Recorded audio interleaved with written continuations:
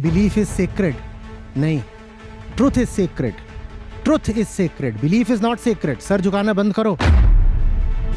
तो बात होगी सन 1610 के आसपास की। मुगल बादशाह जहांगीर के दरबार में अंग्रेज दूत पहुंचते हैं नए नए। वो छोटी सी घड़ी थी जिसने हिंदुस्तान फतह कर लिया।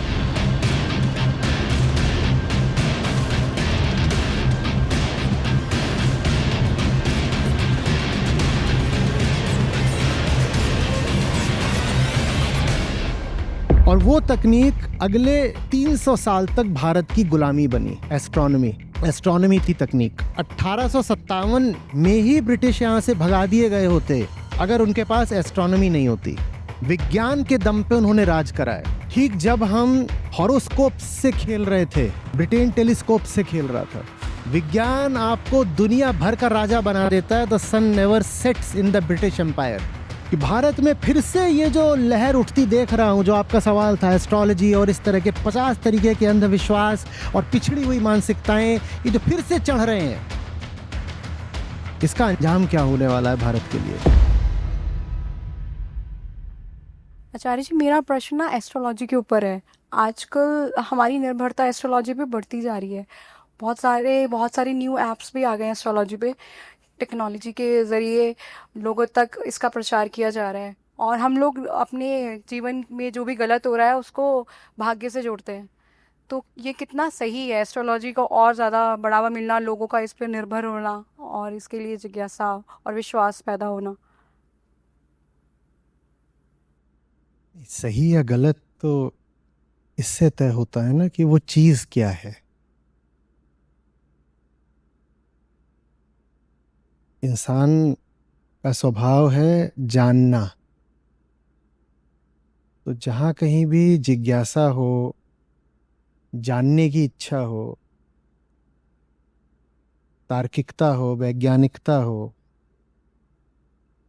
सच्चाई और तथ्यों के लिए सम्मान हो, वो तो अच्छा ही होता है।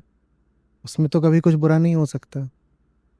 और इसके विपरीत जहाँ खुद को ही झांसा देने की कोशिश हो और अनपरखी मान्यताएं हों, वहाँ कुछ अच्छा नहीं हो सकता। तो इसी से सब तय हो जाता है। देखिए, ये जितने आकाशीय खगोलीय पिंड हैं, सेलेस्टियल बॉडीज, ग्रह, नक्षत्र, चांद, सूरज, तारे, इनका मनुष्य के जीवन पर कोई प्रभाव पड़ता हो, ना इसकी कोई पुष्टि है, ना इसका कोई प्रमाण है। ठीक है, लेकिन ऐसी बातें करके मनोवैज्ञानिक रूप से हमें एक सांत्वना मिल जाती है। पहला ये कि मेरी जिंदगी में जो हो रहा है उसका जिम्मेदार मैं नहीं हूं, भाग्य है। मैं क्या करूं? सूरज, चांद, नक्षत्र की स्थिति ही मेरी ऐसी चल रही है कि मेरे साथ जो होगा उल्टा पुल्टा ही होगा। तो अपने दुख या अपने बंधन का जिम्मेदार मैं नहीं हूं। तो जिम्मेदारी से बचने में मदद मिल जाती है, आदमी इररिस्पॉन्सिबल रह पाता है। और दूसरा, जो भीतर सदा डर बैठा होता है कि आगे क्या होगा, तो एक तरह की सांत्वना मिल जाती है खुद को कि आगे क्या होने वाला है मैं ये जान सकता हूं और नियंत्रित कर सकता हूं। अपनी सुविधा, अपने स्वार्थ, अपनी कामना के अनुसार मैं फ्यूचर को जान भी सकता हूं और कुछ कुछ विधियां, उपाय, रिचुअल्स करके मैं उनको नियंत्रित भी कर सकता हूं। तो कुल मिलाकर के इस पूरी चीज का मनोवैज्ञानिक कारण बस इतना ही है, इररिस्पॉन्सिबिलिटी एंड इनसिक्योरिटी। इररिस्पॉन्सिबिलिटी माने अपने ऊपर दायित्व न लेना, बल्कि दायित्व किस पर डाल देना? भाग्य पर डाल देना, चांद तारों पर डाल देना, ग्रहों की स्थितियों पर दायित्व डाल देना। मैं थोड़े ही असफल हूं, मुझे तो असफल किया जा रहा है क्योंकि इस वक्त पर मेरी जो है हाँ, ग्रह नक्षत्र दशा ऐसे चल रहे हैं कि मैं क्या करूं। और दूसरा, डर जब बहुत है भविष्य को लेकर, तो अपने आप को ये सांत्वना दे लेना कि चलो भविष्य को जाना वगैरह जा सकता है, मनोवैज्ञानिक कारण बस, और कुछ नहीं है, इतना ही है। ये बातें मैं आपसे बहुत बार कर चुका हूं, ज्योतिष पर, एस्ट्रोलॉजी पर मैं आपसे बहुत बार बातें कर चुका हूं। आप कई बार पूछोगे तो भी मैं बस ये बता सकता हूं कि कौन सी भीतर चीज होती है जो इस प्रकार की सांत्वनाओं की मांग करती है। भीतर कौन वो बैठा है डरा हुआ, जिसको इस तरीके के सहारे चाहिए होते हैं, भले ही वो झूठा सहारा हो, पर हम कहते हैं कि हमें वो सहारा दे दो। मैं आपको यही बता सकता हूं। आप अगर समझना चाहते हैं कि उससे नुकसान क्या होता है, आपने पूछा ना सही क्या है गलत क्या है, सही गलत के आगे हानि लाभ भी आपको देखना है अगर, तो उसका एक तरीका है जो मुझे सूझ रहा है। इसकी तुलना ना एस्ट्रोलॉजी की एस्ट्रोनॉमी से कर लीजिए तो पता चलेगा। इसकी तुलना एस्ट्रोनॉमी से कर लीजिए तो पता चलेगा कि हानि लाभ कितना है। ज्योतिष शास्त्र और खगोल विज्ञान, एस्ट्रोनॉमी। आप बैठ जाइए, अब बात लंबी जाएगी। एस्ट्रोलॉजी भर होता तो मैं यहीं पर रुक जाता, अब लंबी जाएगी। लेकिन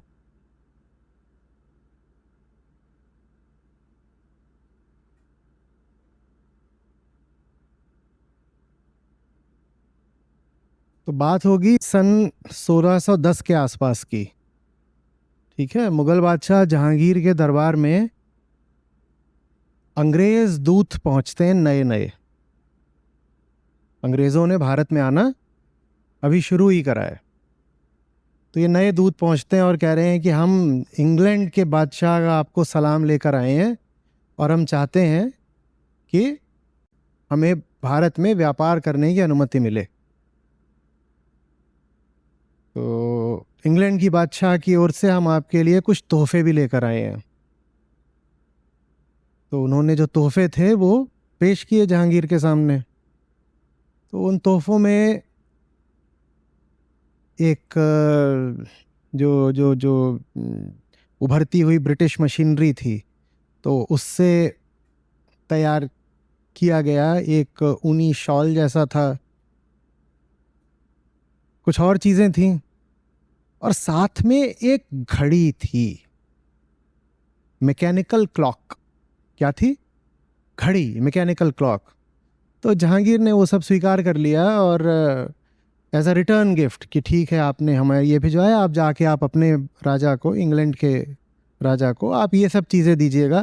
तो जहांगीर ने बहुत बड़े बड़े सोने के बर्तन और हीरे जवाहरात और ये सब चीज़ें उनको दी कि ठीक है अब आप ये उनको हमारी ओर से दीजिएगा। इसके बाद ये सब जब दूत चले गए दरबार से, तो जहांगीर ने पूछा ये इंग्लैंड का जो बादशाह है ये है भी कोई बड़ा बादशाह? जो इंग्लैंड का बादशाह है ये कोई बड़ा बादशाह है भी? अपने दरबारियों से पूछा। बताओ क्यों पूछा? क्योंकि वहां से जो चीजें आई थी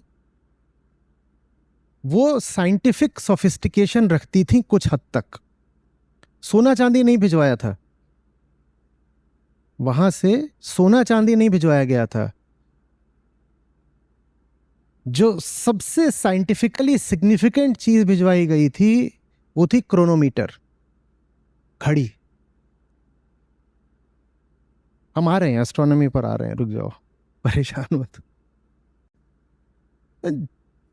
अच्छा तो बहुत लगा जहांगीर को भी और दरबारियों को, ये बढ़िया चीज़ है। भारत में भी घड़ियां होती थी पर वो उस तरह की होती है, तो जो सन डायल होते हैं ना, या जो पानी वाली घड़ी होती है, मैकेनिकल इंस्ट्रूमेंट नहीं था कोई भारत में।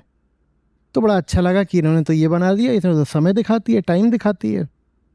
पर फिर भी कहा कि ये तो चीज़ छोटी है ना, असली चीज़ क्या होते हैं? अरे हाथी, घोड़े, सोना चांदी, इस तरह की चीज़ें ये भेजी होती। तो शालीनता के नाते जहांगीर ने वो सब स्वीकार कर लिया, लेकिन उसके मन में ये रह गया कि इंग्लैंड लगता है कुछ दम वम नहीं है बहुत ज़्यादा। देखो क्या भिजवाई है, छोटी सी घड़ी भिजवाई है, इसमें क्या होता है। वो छोटी सी घड़ी थी जिसने हिंदुस्तान फतह कर लिया।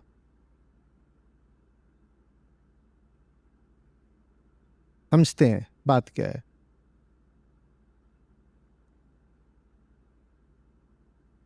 इंग्लैंड जो है ना वो आइलैंड है, ब्रिटिश आइल्स हैं, वो सारे आइलैंड है, वो पानी से घिरे हुए हैं चारों ओर से। उन्हें जो कुछ भी करना है उन्हें समुद्र पर ही करना है। रॉयल नेवी का आपने सुना होगा, बहुत बड़ी होती है।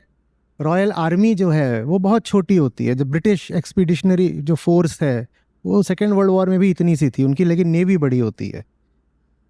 संसाधन ब्रिटेन के पास अपने बहुत कम है, उनके पास अपनी जगह ही बहुत छोटी सी है और ठंडा देश है। उन पर जो हमला भी होना है वो समुद्र के ही रास्ते होना है, तो समुद्रों को नियंत्रित करना उनके लिए बहुत ज़रूरी था। उसी से उन्हें अपनी रक्षा करनी थी, उसी से उन्हें व्यापार करके समृद्धि पानी थी। तो 15वीं 16वीं शताब्दी में समुद्र में बड़ी होड़ लगी हुई थी, जिसमें ब्रिटेन की प्रतियोगिता थी सबसे ज़्यादा स्पेन और पुर्तगाल के साथ। स्पेन और पुर्तगाल के साथ जो कोई समुद्र पर राज करेगा, यह पक्का था कि वही व्यापार पर राज करेगा। लेकिन समुद्र में चलने के लिए जहाज को अपनी जगह का पता होना जरूरी होता है। नहीं तो जहाज चल तो देगा ब्रिटेन से, पहुंच पता नहीं कहां जाएगा, पहुंच पता नहीं कहां जाए। पता कैसे करें? जो लैटिट्यूड होता है, अक्षांश, उसको पता करना आसान होता है। सूरज की स्थिति देख लो, पता चल जाता है, वो आसान होता है। लेकिन लॉन्गिट्यूड पता करना मुश्किल होता है, जिसको हम देशांतर बोलते हैं, वो पता करना मुश्किल होता है। और वो नहीं पता रहेगा अगर आपको, तो आपका जहाज कहीं भी इधर उधर भटक जाएगा, टकरा जाएगा, टूटेगा। एक बड़ी भारी दुर्घटना हुई भी थी इंग्लैंड के जहाज की। वो 1300 लोग थे, लॉन्गिट्यूड ठीक से नहीं समझ पाए तो वो जा करके भिड़ गए। 1300 के 1300, जो पूरा जो दस्ता ही था जहाज़ों का, वो पूरा ही मारा गया। वो जाके एक पथरीली चट्टानों से आके भिड़ गया। तो अब अगर ब्रिटेन को अपने आप को सुरक्षित रखना है, सबसे पहले सुरक्षित और उसके बाद संपन्न, तो जरूरी है कि जहाज यात्रा करे, चाहे वो ट्रेडिंग शिप हो चाहे नेवी शिप हो, जहाज यात्रा करे। और जहाज यात्रा करे उसके लिए जरूरी है कि लॉन्गिट्यूड पता चले, उसके लिए जरूरी है कि लॉन्गिट्यूड पता चले। तो आपने जीएमटी सुना है ना, ग्रीनिच मीन टाइम? हाँ।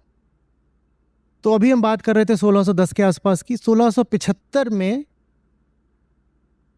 वहां पर राजा ने जो रॉयल ऑब्जर्वेटरी है ग्रीनिच में, उसका उद्घाटन किया। और उसका एक ही लक्ष्य था कि लॉन्गिट्यूड कैसे डिटरमिन किया जाए। और इंग्लैंड दुनिया में सबसे आगे निकल गया इस एक चीज में, लॉन्गिट्यूड पता करने में, कि अगर कोई जहाज किसी जगह पर है तो उस जगह का अपना वो लॉन्गिट्यूड कैसे पता कर ले।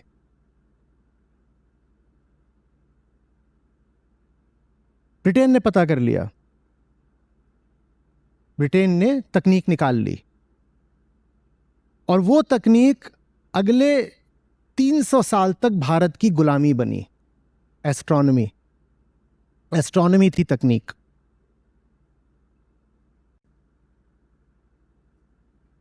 ठीक जब हम हॉरोस्कोप से खेल रहे थे, ब्रिटेन टेलीस्कोप से खेल रहा था। और वही जो अंतर था, हॉरोस्कोप वर्सेस टेलीस्कोप, वो भारत की कॉलोनियल गुलामी बन गया। हॉरोस्कोप वर्सेस टेलीस्कोप, वो भारत की गुलामी बन गया। जहाज हमारे पास भी थे, पर हमारे पास एस्ट्रोलॉजी थी, एस्ट्रोनॉमी नहीं थी। और हमारे जहाज कुछ मायनों में ब्रिटिश जहाज़ों से बेहतर थे। इसका प्रमाण हमें ये मिलता है कि अंग्रेज़ जब भारत आए थे तो उन्होंने भारतीय बंदरगाहों पर ही बने कई जहाज़ खरीदे। उन्होंने कहा यहाँ भी जहाज़ अच्छे बनते हैं। उन्होंने भारतीय बंदरगाहों पर ही बने कई जहाज़ खरीदे। हमारे जहाज़, हमारे पास एस्ट्रोनॉमी नहीं थी। एस्ट्रोनॉमी माने क्या होता है? जान पाना कि ये सारे जो चांद तारे हैं, हाँ, ये किस आधार पर गतियां करते हैं, ये किस आधार पर गतियां करते हैं। और अगर वो जान पा रहे हो तो फिर आप समुद्र में यात्रा कर सकते हो। उनको देख देख कर समुद्र में यात्रा कर लोगे, क्योंकि और तो कुछ था नहीं, सैटेलाइट नेविगेशन तो था नहीं, इन्हीं को देख के यात्रा करनी है। उनको देख के यात्रा करने के लिए एस्ट्रोनॉमी चाहिए।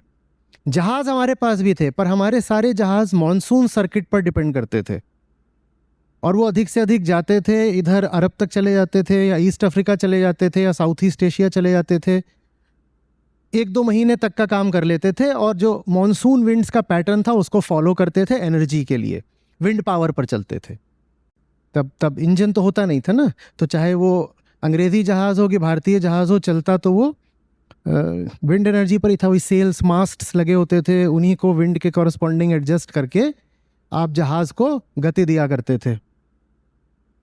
हमारे पास भी जहाज थे, पर हमारे पास एस्ट्रोलॉजी थी, एस्ट्रोनॉमी नहीं थी। नहीं तो हो तो यह भी सकता था कि जैसे समुद्र पर चलकर वो यहां आ गए, उन्हीं समुद्रों को लांघकर हम भी वहां चले जाते।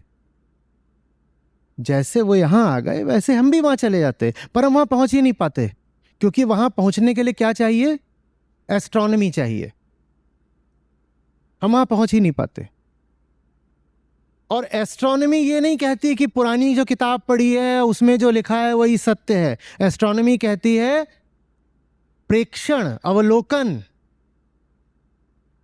तथ्य अनुभवजन्य होगा। देखो, ऑब्जर्व करो। उसका नाम ही था the royal observatory at Greenwich. Bharat को गुलाम इंग्लैंड ने नहीं बनाया है, वो जो जीएमटी वाला जी है उसने बनाया है। जो जीएमटी वाला जी है ना, भारत वहां से बना है। वहां पे नए नए इंस्ट्रूमेंट्स बनते थे, कैलिब्रेट होते थे, नए नए चार्ट्स बनते थे, नेविगेशन टेबल्स बनते थे, और सब कैप्टन्स को दिए जाते थे कि इनका इस्तेमाल करके अब तुम इंडिया पहुंच सकते हो या बाकी कॉलोनीज तक पहुंच सकते हो। और ये जितने कैप्टन्स होते थे जहाजों के, ये सब अपनी यात्रा के दौरान लगातार ऑब्जर्वेशंस कर रहे होते थे, यही सब सेलेस्टियल बॉडीज का, यानी एस्ट्रोनॉमी के एक्सपेरिमेंट्स कर रहे होते थे। और जब ये वापस पहुंचते थे इंग्लैंड, तो ग्रीनिच में इन्होंने जितना डेटा इकट्ठा किया होता था ये उनको सौंप देते थे कि here is more data for you, अब आप इस पर और कंक्लूजन्स निकालिए, और निकालिए। समझ में आ रही है बात? ये एस्ट्रोलॉजी की जगह अगर भारत ने एस्ट्रोनॉमी पकड़ी होती, हम कभी गुलाम नहीं बनते, कभी नहीं।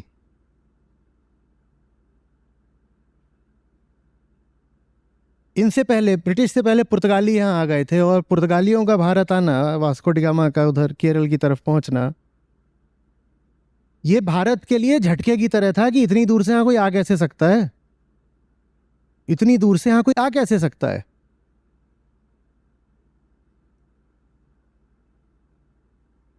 क्योंकि हमने साइंस में कभी इन्वेस्टमेंट ही नहीं किया था। मुगलों का जमाना था, सारा इन्वेस्टमेंट किस में हो रहा था? इमारतों में और कलाओं में। बड़ी बड़ी इमारतें बनाई जा रही थी, उसका 1% इन्वेस्टमेंट भी साइंस में नहीं हो रहा था। तो जब वो यहां पहुंचता है तो बादशाहों को सदमा लग जाता है कि ये हो कैसे सकता है, हो कैसे सकता है।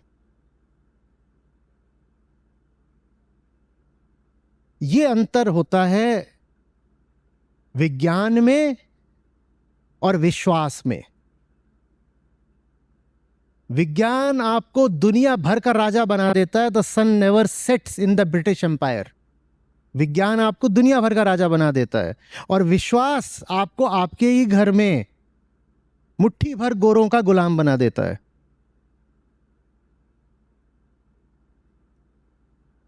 ये अंतर होता है एस्ट्रोलॉजी और एस्ट्रोनॉमी में। और अभी तो कहानी शुरू हुई है। ठीक जिन तरीकों से अंग्रेज भारत पहुंचे, वैज्ञानिक तरीकों से, जो एस्ट्रोनॉमिकल नॉलेज, कैलकुलेशंस और इंस्ट्रूमेंट्स थे उनके पास, उन्हीं का इस्तेमाल करके उन्होंने भारत पर राज भी करा। क्योंकि राज करने के लिए आपको जगह का पता तो होना चाहिए। The great trigonometrical survey of India 1801 में शुरू हुआ, 1872 तक चला, और उसी सर्वे का इस्तेमाल करके 1857 का जो गदर था, विद्रोह था, वो कुचला गया।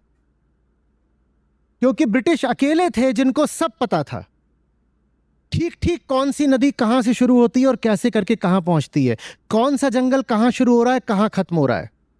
ये उन्होंने एस्ट्रोनॉमी से पता करा। उन्हें पता था कि कौन सी पहाड़ी ठीक कितनी ऊंची है।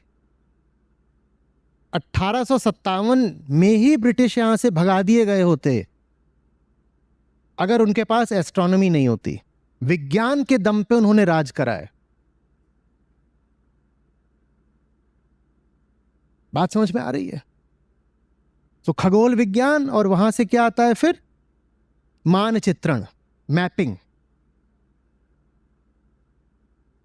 परफेक्ट मैप्स बना लिए उन्होंने। और जिसके पास मैप है, जो बिल्कुल जानता है, अब वो ये भी जानता है रिसोर्स क्लस्टर्स कहां पर हैं, कहां से खुदाई करनी है, कहां से क्या करना है, रेलवेज अगर डालनी है तो कौन सा सही रास्ता रहेगा। और भारत किस में उलझा हुआ था इस दौरान भी? कुंडली और मुहूर्त में।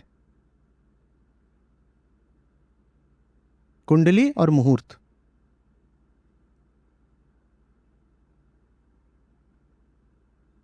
ब्रिटिश बोलते थे you pray to the heavens, we measure them. तुम जिनकी पूजा करते हो, हमने उनको नाप लिया है, और ये रही हमारी मशीनें, और ये रही हमारी गणित।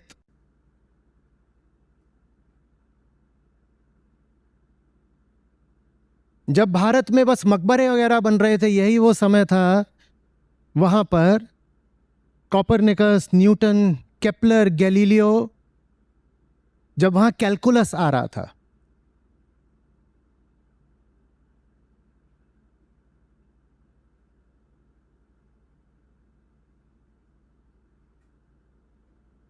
वैसे शायरी का वो भारत में स्वर्ण काल था। जबरदस्त शायरियां चल रही थीं महबूबा की जुल्फों की याद में। ठीक तब जब भारत में शायरी चल रही थी, तब वहां विज्ञान चल रहा था। मैं शायरी के खिलाफ नहीं हूं, पर यह कौन सी शायरी है जो आपको तथ्यों से काटकर कल्पना के रस में डुबो देती है?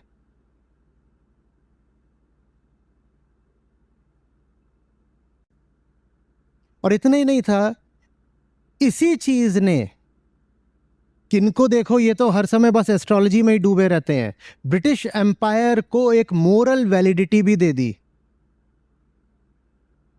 उन्होंने कहा हम तो यहां पर आए हैं इनका सुपरस्टिशन हटाने, इनको साइंटिफिक बनाने, हम ना हो तो ये तो अपनी मूर्खताओं में ही डूबे रह जाएंगे। तो उन्होंने कहा कि we have a moral right to come to these brown people and educate them.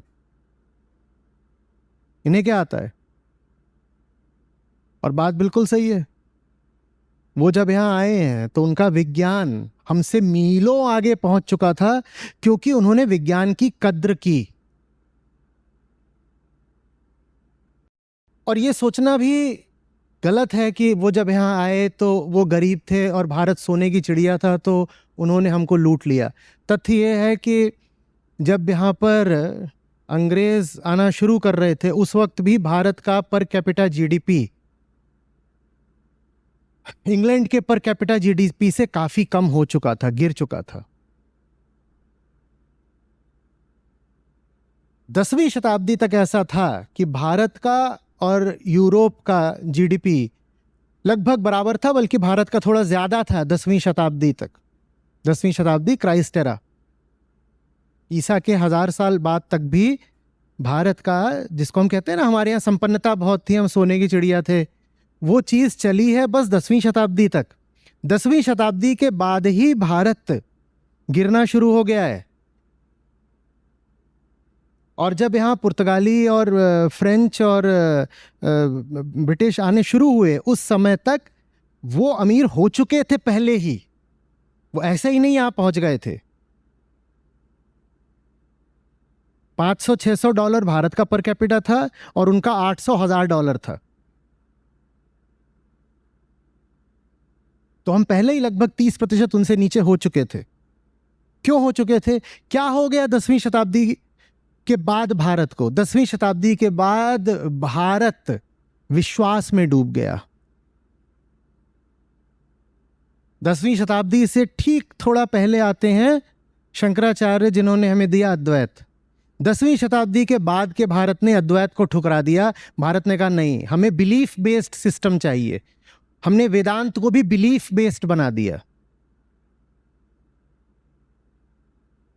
और ठीक 10वीं शताब्दी के बाद से ही भारत की गुलामी शुरू हो जाती है। जैसे ही भारत में विश्वास आता है, मान्यता आती है कि मानो मानो और सर झुका दो, मानो, वैसे ही भारत में गुलामी आनी शुरू हो जाती है।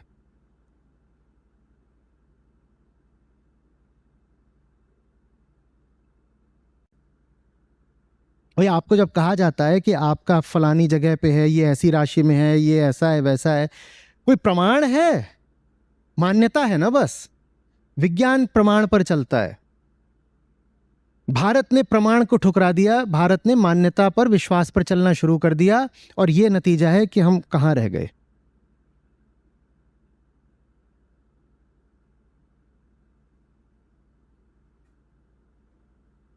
आ रही है कुछ बात समझ में?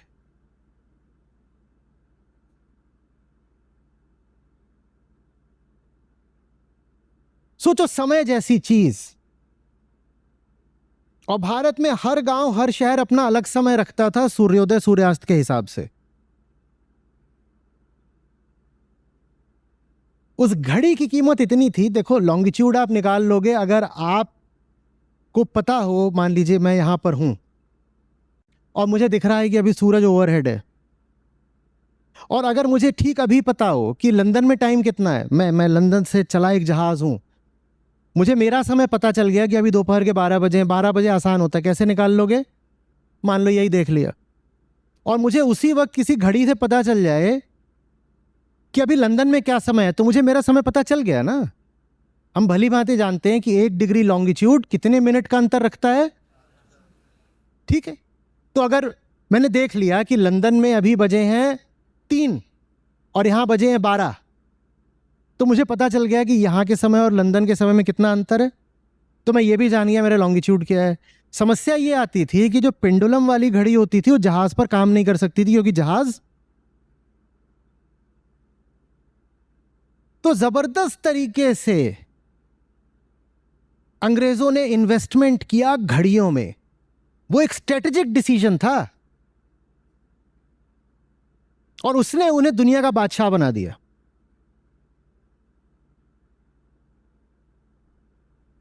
क्योंकि वो लॉन्गिट्यूड निकालना सीख गए।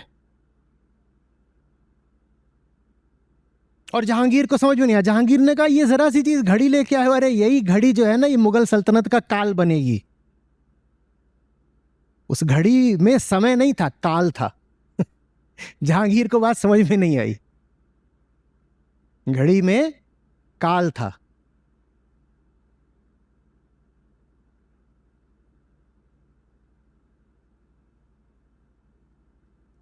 हम अभी भी अपने तौर तरीके ढर्रे छोड़ नहीं रहे हैं, अभी भी नहीं छोड़ रहे हैं। जो ग्रीनविच वाली मेरिडियन है, वो यूं ही दुनिया का समय नहीं बन गई। वो वास्तव में पूरी दुनिया ने इंग्लैंड के सामने सर झुका के माना था कि यू रूल टाइम, और इसलिए दुनिया भर का समय जीएमटी से चलेगा। जीएमटी प्लस इतना, जीएमटी माइनस इतना। ये होती है एस्ट्रोनॉमी। टाइम जानना है तो एस्ट्रोनॉमी चाहिए होगी।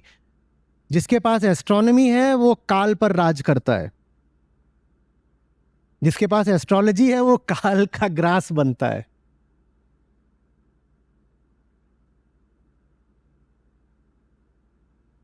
बात आ रही है समझ में?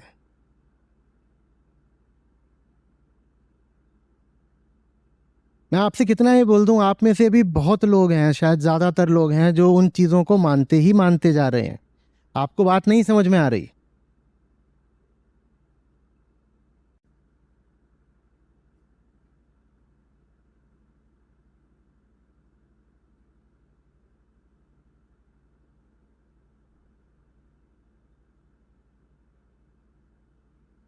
आप गीता भी चला लेते हैं और कुंडली भी चला लेते हैं, इकट्ठे दोनों को चला कैसे लेते हैं? आपकी महिमा अपरंपार है।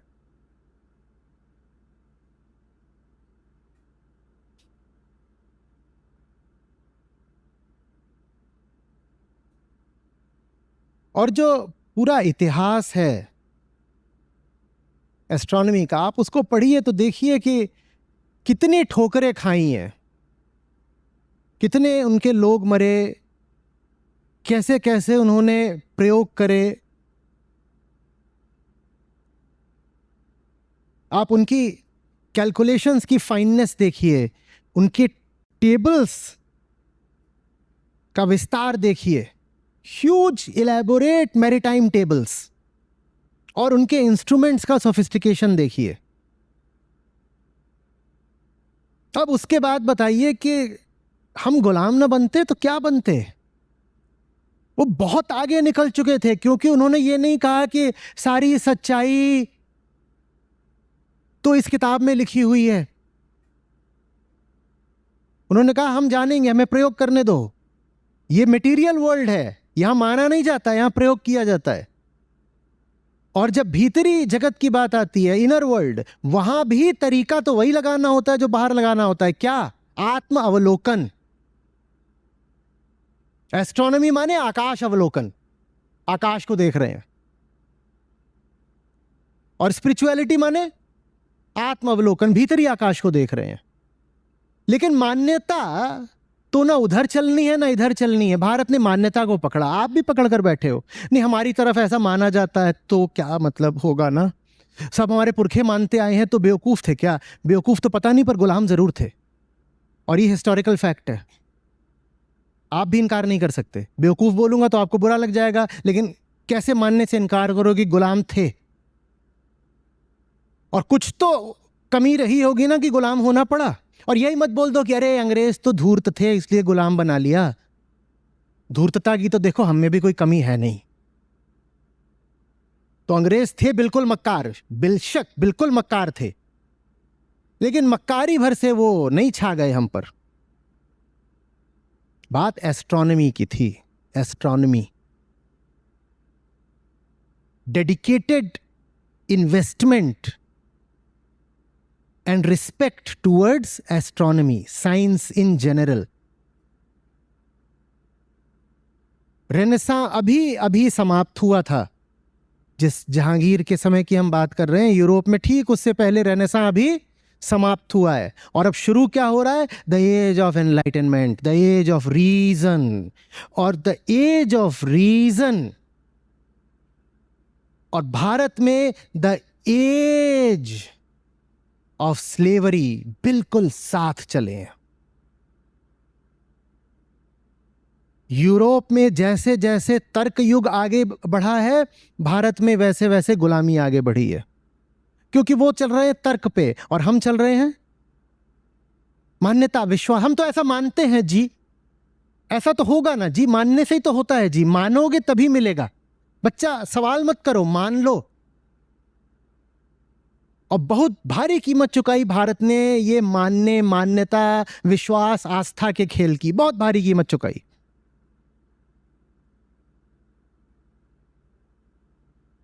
इतने से ही नहीं मान गए थे वो कि हमारे पास रॉयल ऑब्जर्वेटरी वहां ग्रीनिच में है। यहां पर आकर के बंबई में, मद्रास में, कलकत्ता में, यहां पर भी ऑब्जर्वेटरी स्थापित करी उन्होंने।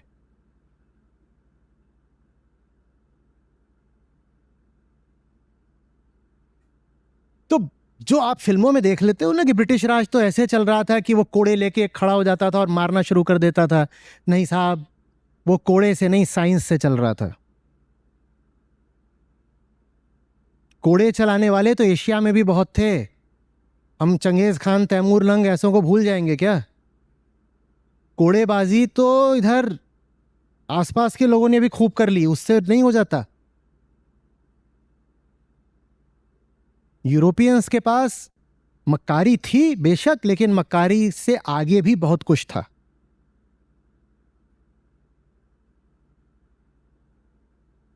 कैसे चल लेती ट्रेन्स अगर टाइम ही स्टैंडर्डाइज्ड नहीं है? टाइम बहुत बड़ी बात होती है, और टाइम और एस्ट्रोनॉमी एक साथ चलते हैं।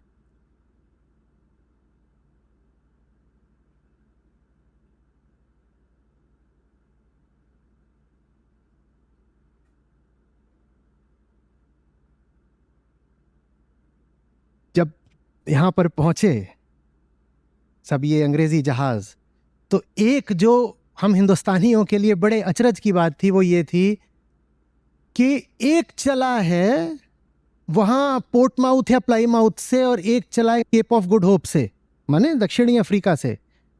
और आपने सिंक्रोनाइज कैसे किया कि ये दोनों एक साथ पहुंच रहे हैं सूरत? इतनी टाइम कीपिंग आपको आ कहां से गई? तब छोटी बात लगी, ठीक वैसे जैसे जहांगीर ने कहा था ये घड़ी, घड़ी से क्या होता है।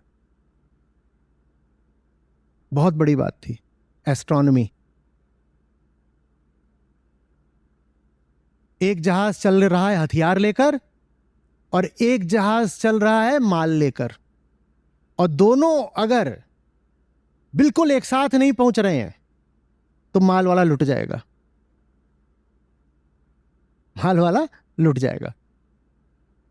और दोनों एक ही जगह से नहीं चल रहे हैं, क्योंकि जो माल वाला है उसको माल कहीं और से लेना है। जो माल है वो माल इंग्लैंड से नहीं आ रहा है, माल अफ्रीका से आ रहा है। हथियार आ रहे हैं इंग्लैंड से, पर उनकी टाइमिंग ऐसे करनी है कि दोनों इकट्ठे पहुंचे। यह चीज है जो किसी को विश्व विजेता बनाती है, और किसी को वो बनाती है जो हम बन गए।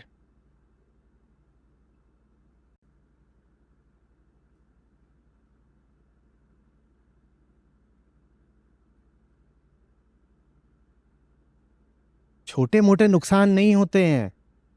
अंधविश्वास दीमक है इंसान की, खा जाता है बुरे तरह से।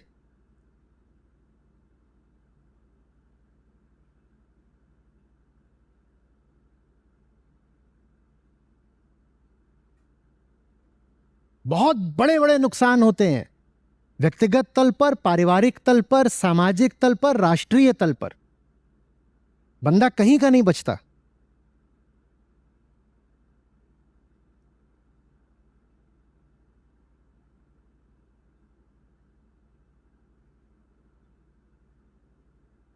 तीन से 6 महीने की यात्रा होती थी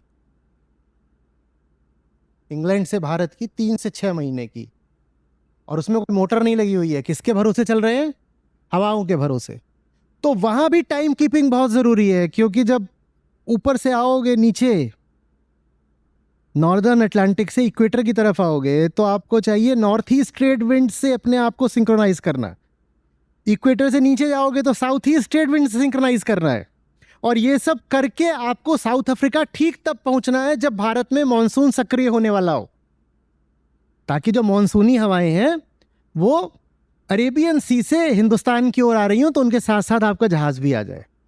आपको परफेक्ट टाइमिंग करनी है ट्रेड विंड्स और मॉनसूनल विंड्स के बीच में, और आपने टाइमिंग नहीं करी तो आपका जहाज भूख और बीमारी से मर जाएगा। कोई सैटेलाइट कम्युनिकेशन तो है नहीं ना, जहाज में इतना ही खाना है। सही टाइमिंग नहीं हुई तो जहाज वहां पड़ा हुआ, उसमें कोई मोटर नहीं, इंजन नहीं, फ्यूल नहीं है, स्टीम नहीं है, गैसोलीन नहीं है, उसमें कुछ नहीं है। परफेक्ट साइंस और परफेक्ट कैलकुलेशन ऑफ स्टार्स चाहिए, परफेक्ट कैलकुलेशन ऑफ स्टार्स। सिर्फ इन्हीं स्टार्स के भरोसे एक के बाद एक उनके जहाज भारत आते रहे, भारत को जीतते रहे, और हम भी इन तारों को देखकर बस ये बोलते रहे कृपा बरसा दो। कृपा तो नहीं बरसी, अंग्रेज बरस गए। वही तारे थे, वही तारे, वही तारे थे। हम वहां क्या देख रहे थे? लक्षण खराब है, लगता है कि अब कुछ संयोग होने वाला है। इस लड़की का पति ज्यादा नहीं चलेगा। भारत भी आसमान की ओर देख रहा था, अंग्रेज भी आसमान की ओर देख रहे थे, पर हमारे ये सब शास्त्री लोग बैठ कर क्या बताते थे कि अभी आसमानी संदेश मिला है, पोथे में लिखा है कि यदि यह विवाह हो गया तो इस कन्या का पति ज्यादा नहीं चलेगा। और वो आसमान की ओर देख रहे थे, तो वहां रिगरस कैलकुलेशन कर रहे हैं बैठ करके, रिगरस साइंटिफिक कैलकुलेशन, जो कि एक के बाद एक, जो रॉयल ऑब्जर्वेटरी थी ग्रीनिच की, उसके जो प्रमुख आते रहे, वो ऑब्जर्वेशंस को भी और ज्यादा शुद्ध शुद्ध और शुद्ध करते रहे।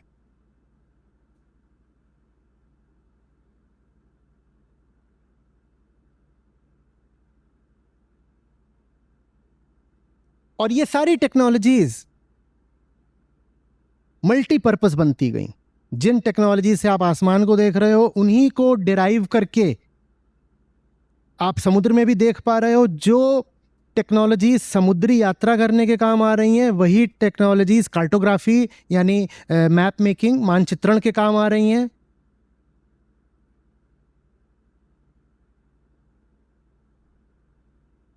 और सारी टेक्नोलॉजीज के पीछे क्या है? Scientific attitude. ये नहीं कि शनि और राहु और केतु।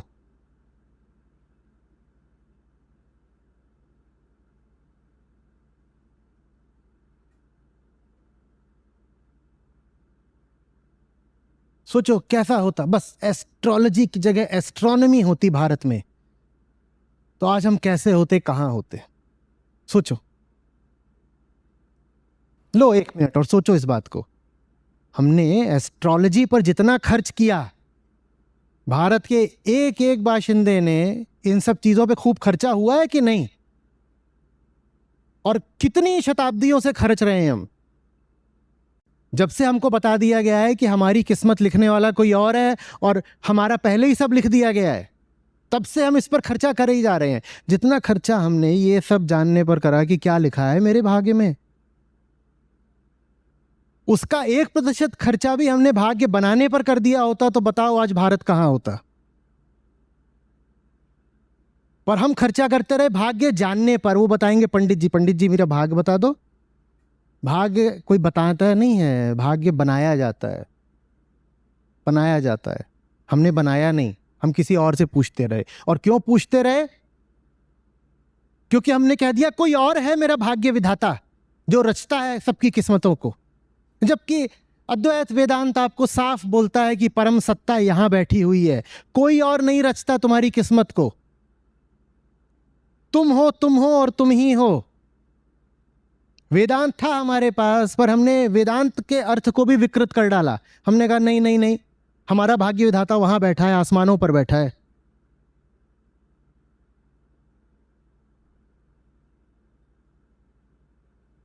सोचो ना आप, जहाज भी थे, जहाज भी थे हमारे पास, जहाज में भी ऐसी कोई कमी नहीं, क्योंकि ट्रेड व्यापार तो हम करते थे, छोटे एरिया में करते थे, पर हम भी करते थे। पर एस्ट्रोनॉमी नहीं थी, तो हमारा जहाज बहुत दूर नहीं जा सकता था, वो उसको समझ में ही नहीं आता कहां पहुंच गया।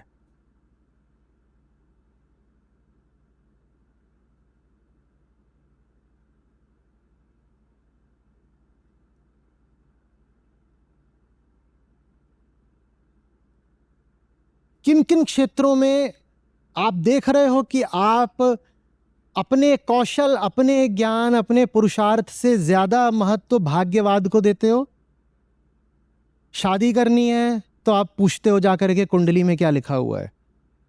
ना आपको सामने वाले व्यक्ति को समझना है, न ज्ञान से मतलब है, न प्रेम से मतलब है। न तो उस व्यक्ति को मैंने जाना, न इस बात का महत्व है कि प्रेम कितना है। किस बात का महत्व है? कि गुण कितने मिल रहे हैं। देखो जरा पंडित जी, व्यापार शुरू करना है तो वहां पर, कहीं पैसा लगाना है तो वहां पर, माने जिंदगी के हर क्षेत्र में तो आपने इस अंधविश्वास को घुसेड़ रखा है। तो कहां से भारत आगे बढ़ जाए? रोहित का नाम है RAUHHIPT। ये न्यूमेरोलॉजी है, जाने कौन सी लॉजी है।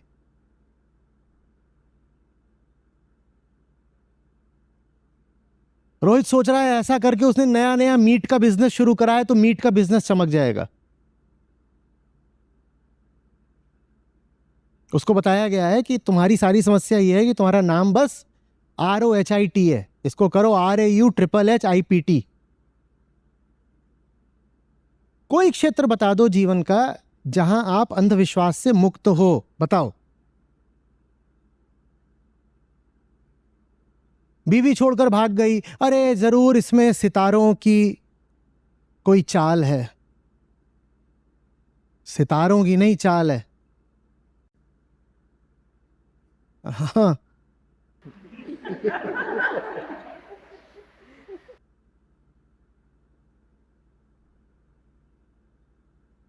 तुम्हारे मुंह पे चांद तारे बने हैं, कौन देखे तुम्हारा मुंह दिन भर।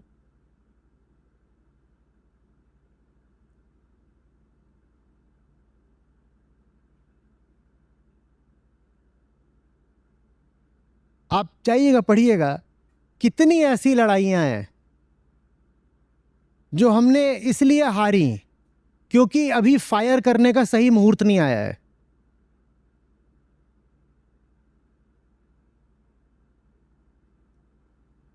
देखिएगा जाके।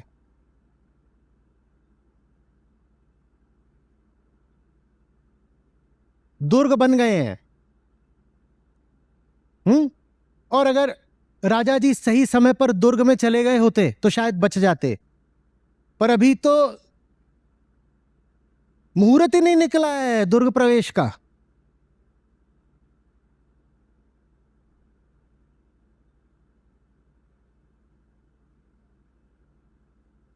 और हमें कहा जाता है नहीं ये भी तो साइंटिफिक है, देखो इसमें भी तो गणनाएं होती हैं। भाई गणनाएं आप कर सकते हो चांद तारों की, वो आपने कौन सी गणना करी है बताओ जहां पे ये हो कि उसका इस पर क्या असर पड़ रहा है। इसकी कोई गणना है? ये तो सुपरस्टिशन है। हाँ, आप ये गणना जरूर कर सकते हो कि चंद्र ग्रहण किस दिन लगेगा, बिल्कुल कर सकते हो, ठीक है, उससे आप पंचांग बना लोगे अपना, अच्छी बात है। पर उसके आगे जाकर के अगर आप ये बोलोगे कि अब उस चंद्र ग्रहण का इस युवती के जीवन पर यह असर पड़ेगा, तो ये अंधविश्वास के अलावा और क्या है? ये और क्या है?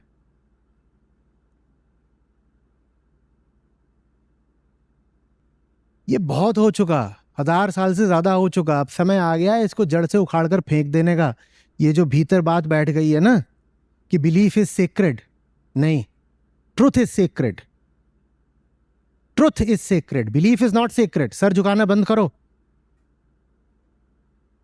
और कोई आके आपके सामने खड़ा होता हो बार बार कि नहीं नहीं हमारी ऐसी बिलीफ्स हैं, आप इसकी रिस्पेक्ट करिए, मना कर दो। या तो बिल्कुल रिस्पेक्ट करेंगे, सत्य की करेंगे, मान्यता की नहीं रिस्पेक्ट होती।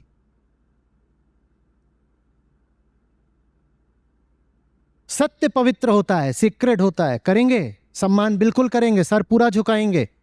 पर तुम कुछ भी अंडू पंडू ख्यालात कल्पनाएं लेकर के आ जाओगे और कहोगे हमारी तरफ ऐसा माना जाता है, तो हम उसको थोड़ी पवित्र मान करके उसको पूजने लगेंगे।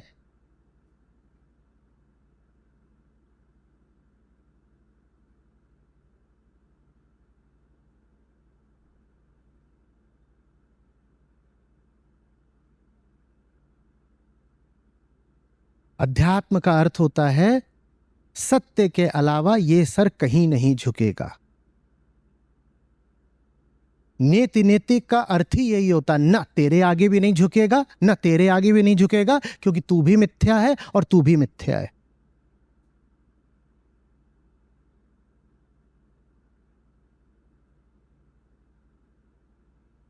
और साफ साफ देखो कि जैसे जैसे भारत से अद्वैत पीछे हटा, वैसे वैसे कैसे भारत पतन में जाता गया।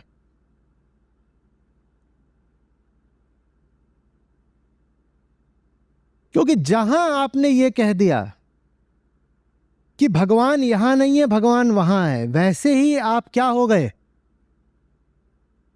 कठपुतली बन गए ना फिर तो। और जो कठपुतली है उसके पास कोई जिम्मेदारी तो होती नहीं, और जिसके पास जिम्मेदारी नहीं वो इंसान नहीं।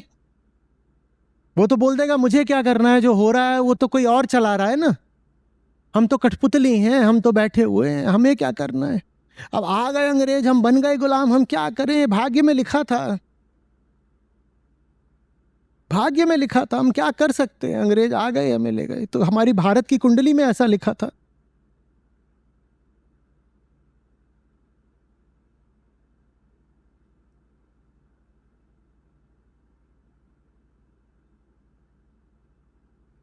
अच्छा झूठ बोलना, कितने लोगों के यहाँ अभी ये चल रहा है कुंडली वाला कारोबार? सही, हाथ कर दो कर दो कर दो, शाबाश शाबाश शाबाश शाबाश। इतने ही सच्चे लोग हैं क्या यहाँ पर? जिन्होंने किया भी उन्होंने ऐसे करके फिर ऐसे।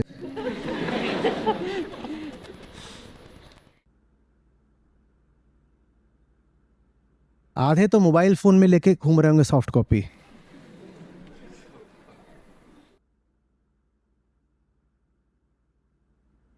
आचार्य जी बहुत दुखी है, क्या है? वो बिटिया मांगलिक है।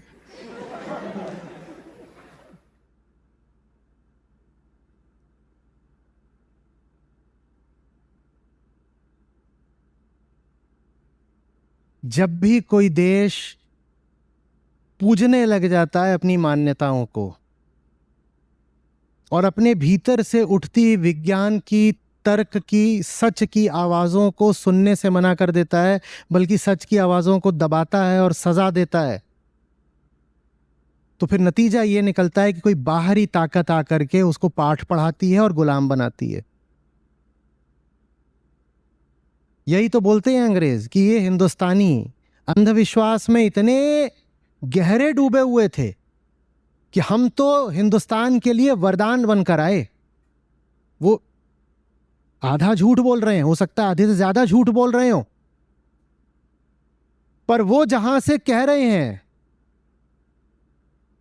समझो उनकी बात को भी, क्योंकि वो अपने आप को कॉलोनियल हिस्ट्री ऐसे ही पढ़ाते हैं। वो कहते हैं शिक्षा इनके पास नहीं थी, साइंस इनके पास नहीं था, मॉडर्न लॉज एंड फ्रीडम्स इनके पास नहीं थे, डेमोक्रेसी इनके पास नहीं था, हमने ही तो जा करके सब दिया है। हजार तरीके का एक्सप्लॉइटेशन और डिस्क्रिमिनेशन इनके यहां था। आप वहां जाएंगे तो उनकी टेक्स्ट बुक्स में वो ऐसे ही पढ़ाते हैं अपने बच्चों को, जो कि हम बिल्कुल मान रहे हैं कि ये बात आधी से ज्यादा झूठ है और बेईमानी की है, क्योंकि आप यहां हमारा भला करने नहीं आए थे, आप यहां हमारा शोषण करने आए थे। आपने रेलवेज दी बिल्कुल, पर इसलिए नहीं दी कि हम उसमें सुविधा से यात्रा करें। रेलवेज इसलिए दी ताकि आपका माल, रसद और आपके सैनिक जल्दी से एक जगह से दूसरी जगह पहुंच पाए। हम जानते हैं ये सब। आपने चाहे वो टेलीग्राम हो, कम्युनिकेशंस हो, जितनी भी चीज़ें हैं, लॉ एंड ऑर्डर है, सोशल लीगल रिफॉर्म है, हमें मालूम है आपने ये सब करा, लेकिन उसमें आपका अपना स्वार्थ था। लेकिन ये भी तो सोचो कि ये सब करने की किसी विदेशी को जरूरत क्यों पड़ी? क्योंकि हम खुद असमर्थ हो गए थे ये सब करने में। हमारे ऊपर क्या छा गए थे? लोकधर्म के ठेकेदार, जिन्होंने कहा आवाज उठाओगे तो मारेंगे बहुत जोर से, बस जो कह रहे हैं चुपचाप मानो, और जहां सर झुकाने को बोल दिया वहां सर झुका दो।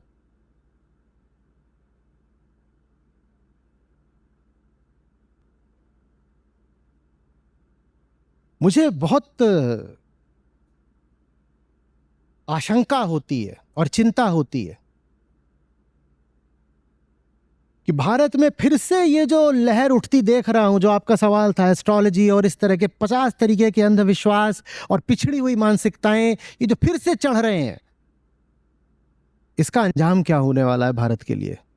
एक बार हम अंजाम देख चुके हैं, एक बार नहीं, हम कई बार अंजाम देख चुके हैं। पिछले 1000 सालों में हमने कई बार इसका अंजाम देखा है।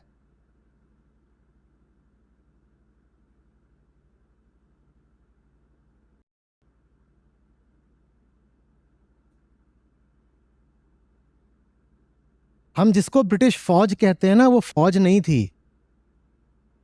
इन्होंने जहांगीर से परमिट मालूम है काहे का लिया था? फैक्ट्री डालने का। और वहां फैक्ट्री का मतलब प्रोडक्शन सेंटर नहीं होता था, स्टोरेज सेंटर होता था। प्रोड्यूस क्या करोगे? ये इन चीज़ों का कारोबार करते थे, इंडिगो, नील, स्पाइसेस, ये सब होता था, कॉटन, ये सब चीज़ें थी जो ये यहाँ से ले आते थे। तो ये प्रोड्यूस थोड़ी करेंगे उसके अंदर, ये सब तो एग्रेरियन प्रोडक्ट्स थे ना, खेती की चीज़ें थी। तो ये जिसको फैक्ट्री बोलते थे वो क्या होता था वास्तव में? बस एक, हाँ, वो एक समझ लो भंडार है, गोडाउन है, इन्वेंट्री है। तो उसकी रक्षा के लिए जो गार्ड खड़े करे जाते थे ना, बस इतने ही सैनिक थे इनके पास, ईस्ट इंडिया कंपनी के पास। मद्रास, सूरत, कलकत्ता, देश में 5-6 जगहों पर इनके पास क्या थी, ये स्टोरेज फैसिलिटीज थी। अब जहां स्टोरेज फैसिलिटी होगी वहां पे उसकी रक्षा के लिए गार्ड्स होंगे। तो कुल इतने ही थे बाबा, कुल इतने ही थे ये। 1708 में औरंगजेब की मौत हुई है, 1757 में प्लासी का युद्ध हुआ है। प्लासी के युद्ध में 3000 से कम थी अंग्रेजों की फौज, और उसमें भी सारे अंग्रेज नहीं थे। सिराजुद्दौला के 50,000 थे। और बंगाल जिसने जीत लिया उसके बाद, बंगाल उस वक्त बहुत बड़ा था, जिसने बंगाल जीत लिया फिर वो मैसूर भी जीतेगा, वो दिल्ली भी जीतेगा, मराठों को भी जीतेगा।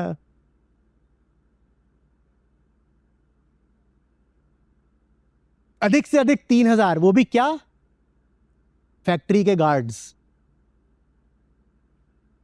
क्योंकि कंपनी है, कंपनी के पास सैनिक तो नहीं होते ना। अरे कंपनियां होती हैं, कंपनियों के पास क्या होते हैं, सोल्जर्स होते हैं या गार्ड्स होते हैं।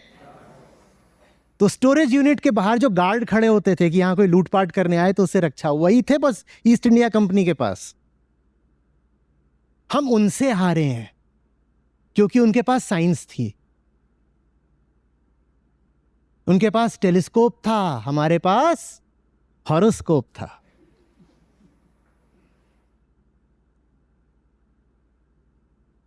हम उनसे हारे हैं।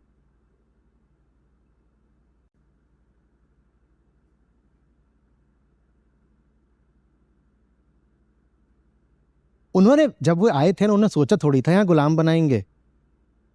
वो तो सचमुच 1611 की मैंने आपको बताई थी, 1605 से 1611 के बीच में उन्होंने कोशिशें करी थी। उनसे पहले यहां पुर्तगाली बैठे थे, पुर्तगाली अंग्रेजों को घुसने भी नहीं दे रहे थे। वो तो लगभग समझिए कि 100 साल तक तो बहुत शांतिपूर्वक बस क्या करते रहे, व्यापार ही करते रहे। उसके बाद ये मुगलिया सल्तनत बिल्कुल धराशायी हो गई, टुकड़े टुकड़े हो गई। हर तरफ से छोटे छोटे छोटे छोटे छोटे छोटे राज्य निकलने लगे, ताकतें निकलने लगी। तो फिर उसमें अंग्रेजों ने भी अपना नंबर लगा दिया। बोले जब अभी फ्री फॉर ऑल है, जो केंद्रीय ताकत थी वो ध्वस्त हो चुकी है और सब छोटी छोटी ताकतें अपनी किस्मत आजमा रही हैं, तो हम भी कर लेते हैं। और उन्होंने कहीं बेहतर दक्षता के साथ, स्किल के साथ करा, क्योंकि उनके पास क्या थी, साइंस थी, एस्ट्रोनॉमी थी। एस्ट्रोनॉमी, जो एक चीज इतिहास में हमें कम पढ़ाई जाती है वो है ब्रिटिश लॉजिस्टिक्स, ब्रिटिश स्पीड। जिस तेजी के साथ ब्रिटिश फोर्सेस मूव करती थी, भारतीयों ने वो तेजी अपने इतिहास में कभी देखी ही नहीं थी, क्योंकि उनके पास कार्टोग्राफी थी, मैप मेकिंग थी। उनको सब पता था, यहां से यहां, यहां से यहां, यहां से यहां, यहां से यहां। ये भी पता था कि दुश्मन की फौज आ रही है तो ठीक किस जगह पर उसको रोका जा सकता है, घेरा किया जा सकता है, एम्बुश किया जा सकता है, क्योंकि उनके पास एस्ट्रोनॉमी थी।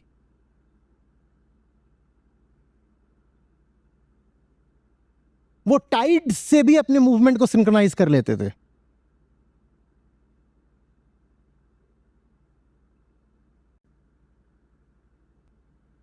मीनवाइल देसी लोग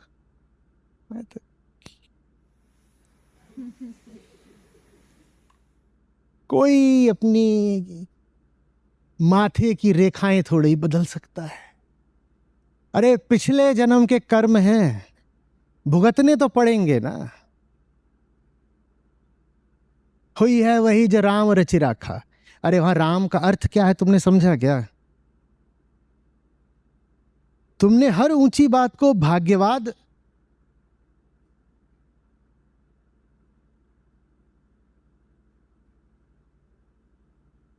सिर्फ इसलिए ताकि व्यक्तिगत रूप से जीवन में अपनी जिम्मेदारी ना उठानी पड़े। राम माने सत्य होता है। ये बिल्कुल वही बात है जहां श्री कृष्ण भगवत गीता में कहते हैं नियतम कुरु कर्म। वही है कि तुम्हारा कर्म सत्य मात्र के केंद्र से आना चाहिए। वही बात वहां कही जा रही है कि वही होगा अंततः जिसमें सत्य है, बाकी मिथ्या है उसे काल ध्वस्त करके रहेगा। पर उसको हमने भाग्यवाद की भेंट चढ़ा दिया।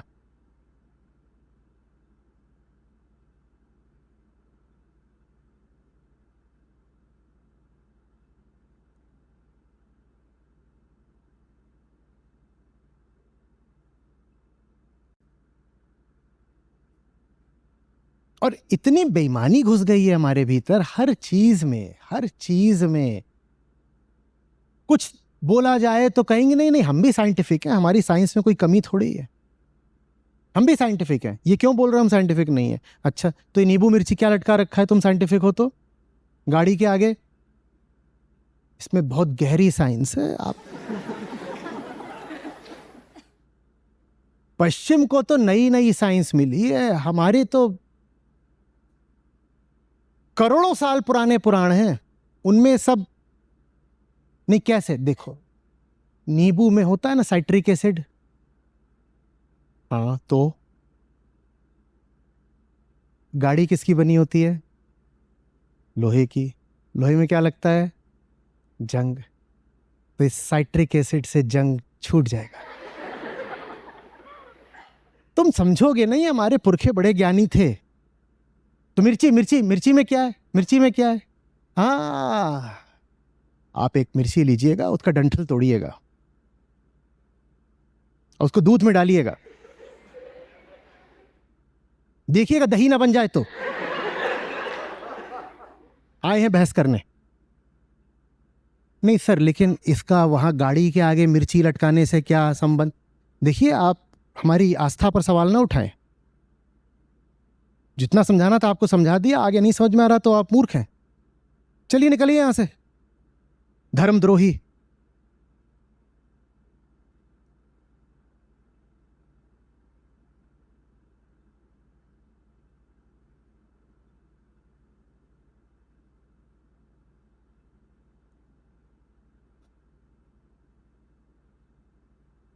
पूछिए, बताइए। नमस्ते सर। इसी से आई थिंक जुड़ा हुआ एक सवाल है about mysticism, belief in something else, some आत्मा, जीवात्मा एंड ऑल दीज थिंग्स। पहले मैं सोचती थी कि एजुकेशन से शायद कुछ फ़ायदा होगा और अंधविश्वास कम होगा, लेकिन अब एक्सपीरियंस ने वो तो भ्रांति हटा दी है। बिकॉज अपनी फीमेल फ्रेंड्स में मैंने काफ़ी देखा है कि दे फॉल फॉर, क्या बोल सकते हैं कि डिफरेंट काइंड्स ऑफ, मतलब if they are not religious तो वो इस तरीके की चीज़ें, एनर्जी हीलिंग, क्रिस्टल्स, इन सब चीज़ों में विश्वास कर रही हैं। और इन सब से, हॉरोस्कोप से रिलेटेड, सन साइंस में बहुत ज़्यादा बिलीव करती हैं लड़कियां। लड़के भी करते हैं but more often then not. मैंने अभी मतलब ये देखा है, ऑब्जर्व किया है, it can be wrong but, कि women fall for this tarot card reading, और कोई है जो आपके ऊपर, एंजल्स, 1111, इन सब चीज़ों का बहुत ज़्यादा चलन हो गया है। यंग लोगों में भी बहुत ज़्यादा ये सब हो गए हैं। तो मतलब आप कैसे देखते हैं इस चीज़ को? और हाउ? देखिए, जहां कहीं भी जो भी व्यक्ति अपने आप को कमजोर घोषित कर चुका होगा, वो उतना ज्यादा इन सब में फंसेगा, क्योंकि इन सब उपायों के मध्य में बैठी हुई है इररिस्पॉन्सिबिलिटी। आपने कहा इसमें लड़कियां ज्यादा जाती हैं। जिस देश में लड़कियां अपने आप को जितना कमजोर मान चुकी होंगी, वो उतना ज्यादा भाग्य के भरोसे जिएंगी ना। क्यों? अपने भरोसे तो अब जिया नहीं जा सकता। मैं कौन हूं? मैं तो कमजोर हूं। तो भाग्य के भरोसे जीना है, तो फिर अब उसमें ये, चाहे वो ये क्रिस्टल गेजिंग हो, चाहे एंजल थेरेपी जो भी होता हो, ये सब करना ही पड़ेगा ना, क्योंकि अपने दम पर तो कुछ हो नहीं सकता। मैंने मान लिया है। क्यों? क्योंकि समाज ने मुझे इतना दबा के रखा, मैं लड़की, मुझे इतना दबा के रखा, इतना दबा के रखा कि मैंने ये बात आत्मसात कर ली है, इम्बाइब कर ली है कि मेरी जिंदगी मेरे चलाए तो चलनी है नहीं, मैं तो कठपुतली हूं। तो मेरे चलाए नहीं चलनी, फिर भी कुछ अच्छी अच्छी चीजें हो जाए जिंदगी में तो अच्छा रहे। तो अच्छी चीजें फिर कैसे होंगी? मन्नतें मांगो, ये सब 1000 तरीके की जो न्यू एज सुपरस्टिशंस है, इनको ट्राई करो, ऑरा रीडिंग और ये और वो और 50 चीज़ें हर तरह, इन सबके केंद्र में समझिए अच्छे से जो साइकोलॉजिकल डिसेबिलिटी बैठी है वो यही है, I am weak, I am weak, और कुछ नहीं है। और ये नए नए तरीके से सामने आएगा। पहले जो अंधविश्वास फैलाते थे वो हमारे मन में छवि ये थी कि गांव में कोई ओझा वगैरह है, वो जादू टोना कर रहा है और झाड़ू वाड़ू से मार रहा है। हम हंसते थे, कहते थे देखो बेचारे जो गरीब होते अनपढ़ होते उनको फंसा लिया। अब यही काम मेट्रोज में होता है और इंग्लिश स्पीकिंग पॉपुलेशंस में होता है, और वहाँ बहुत सोफिस्टिकेटेड तरीके से होता है, बहुत ग्लैमरस तरीके से होता है, लेकिन सेंटर वही है, सेंटर वही है। I don't have the guts to question and know. I find it more convenient to bow down, accept and take certain scraps.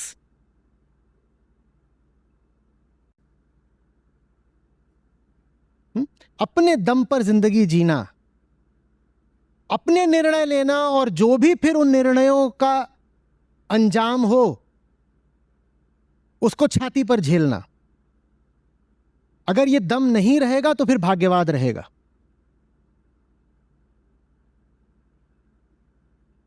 तो इसमें मतलब ये भी देखा है मैंने कि जैसे एक दो बार मतलब फ्रेंड से बात भी हुई है इस बारे में, आई क्वेश्चन देम कि अनएग्जामिन्ड बिलीव्स का क्या मतलब वो होता है प्रॉब्लम, पर कुछ ज़्यादा रीज़न का कुछ ज़्यादा बहुत असर होता नहीं है उनके ऊपर। अगर मैं कुछ बताती हूँ कि इसका मतलब ये नहीं होता है और इस तरीके से नहीं करना चाहिए, तो उसका कुछ बहुत ज़्यादा देखिए असर। 1000 साल तक, 1000 साल तक, मैंने 10वीं शताब्दी से शुरू किया, 1000 साल तक भारत में यही सब उल्टी पुल्टी बिलीफ्स का नंगा नाच चलता रहा ना। बीच में बहुत लोग आए होंगे समझाने वाले भी, हम जानते हैं, रिलीजियस रिफॉर्मर्स, सोशल रिफॉर्मर्स को जानते हैं ना। नहीं सुना, नहीं सुना तो क्या रहा, फिर तो वक्त अपना थप्पड़ मारेगा ही। आ गई गुलामी, हो गई दुर्दशा। हमने कहा कि जब यहां पर आए अंग्रेज तो औसत जो प्रति व्यक्ति आय थी भारतीय की, वो एक अंग्रेज की प्रति व्यक्ति आय से मुश्किल से 20-30% कम थी। 100 साल बीतते बीतते 85% कम हो गई थी। भीतर से तो हम कमजोर थे ही, बाहर से भी गरीब कर दिए गए, गुलाम ही नहीं गरीब भी। ये होता है फिर नतीजा। नहीं सुनना चाहती हैं वो रीजन की, तो वक्त थप्पड़ मारेगा ना। गुलाम भी बनोगे, गरीब भी बनोगे, और बेइज्जती भी झेलनी पड़ेगी दुनिया भर की। Dogs and Indians not allowed. गुलामी भी मिलेगी, गरीबी भी मिलेगी, बेइज्जती भी मिलेगी। और मैं बोल रहा हूं बार बार, मुझे बड़ी चिंता होती है कि हम जा किस दिशा रहे हैं।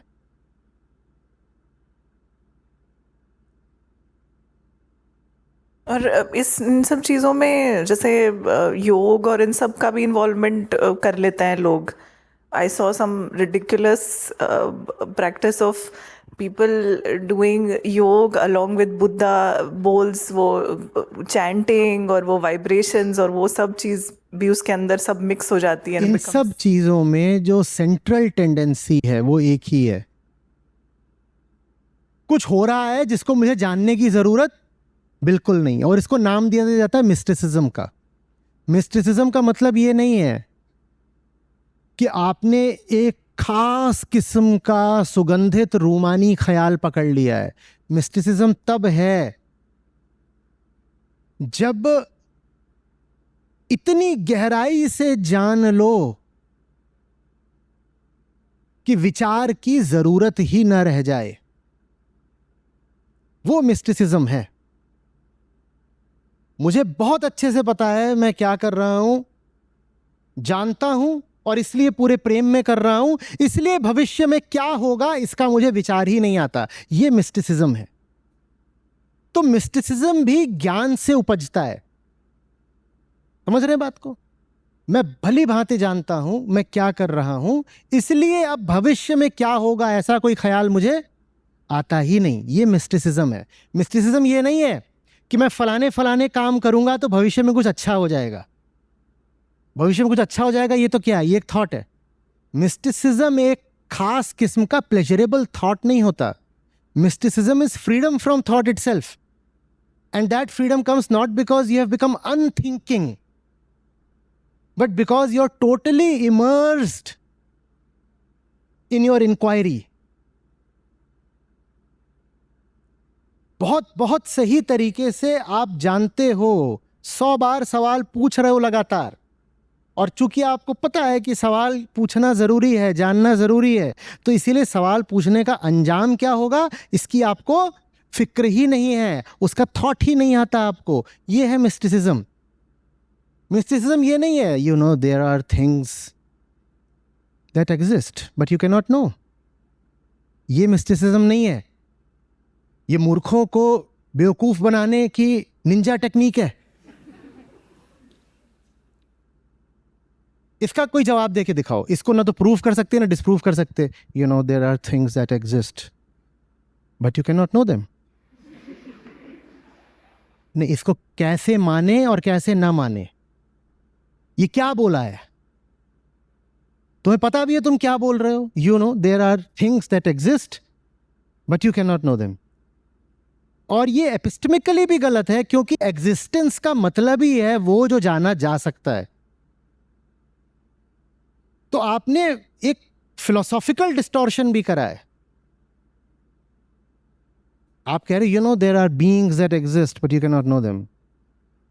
If we can not know then they don't.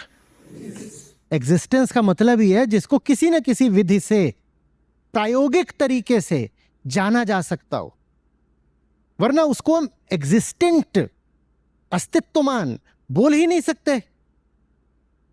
पर इस तरह की मूर्ख बातों को कह दिया जाता है ये मिस्टिसिज्म है। ये मिस्टिसिज्म नहीं है, ये मूर्खता है।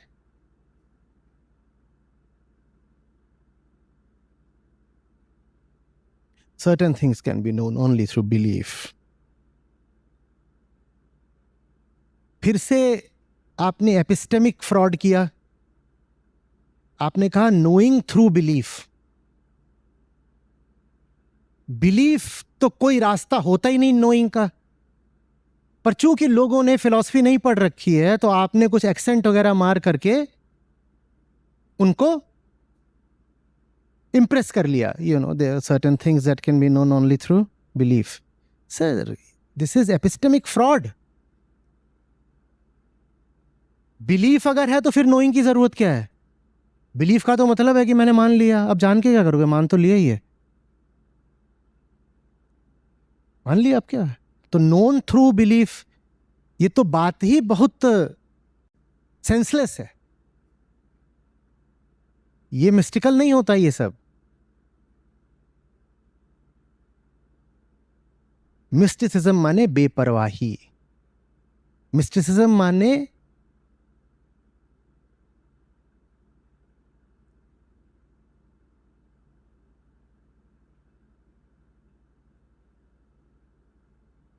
मौज है और कोई पूछे क्यों है तो कारण भी नहीं है।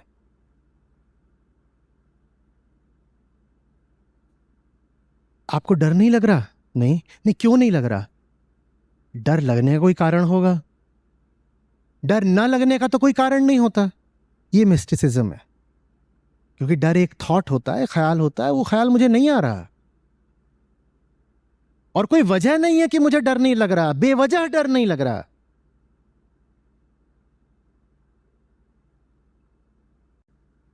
भगवत गीता पर दिल आ गया है, हाँ क्यों, क्या मिलेगा पता नहीं, बस प्रेम है तो है, प्रेम है तो है। ये मिस्टिसिज्म है। निष्कामना, श्रद्धा, बेपरवाही, वो नहीं मिस्टिसिज्म है। I can sense some negative energies here. Yes. I can sense some negative energies here.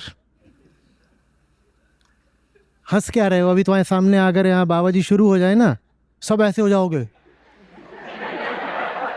कितने? 2-4 सीट के नीचे। I can sense some negative energies here. ऐसे ही थोड़ी अंधविश्वास भरी फिल्में बनती हैं और वो मेगा हिट हो जाती हैं।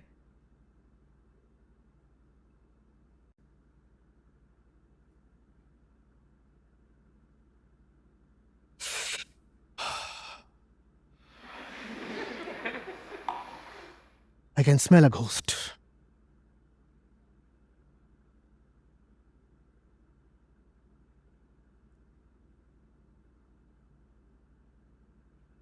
हंस लो, लेकिन अभी इतने केंद्रित हुए नहीं हो।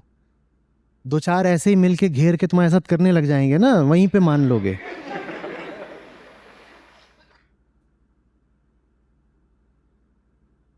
या कम से कम ये कहोगे कि क्या पता, नहीं मैंने उसमें पार्टिसिपेट नहीं किया, पर पता नहीं, मैं तो हट गया वहां से, पता नहीं क्या चल रहा था।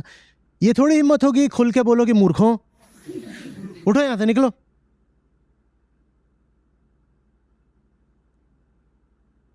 अंधविश्वास अज्ञान भर नहीं होता, गहरी कुटिलता होता है। गहरी कुटिलता,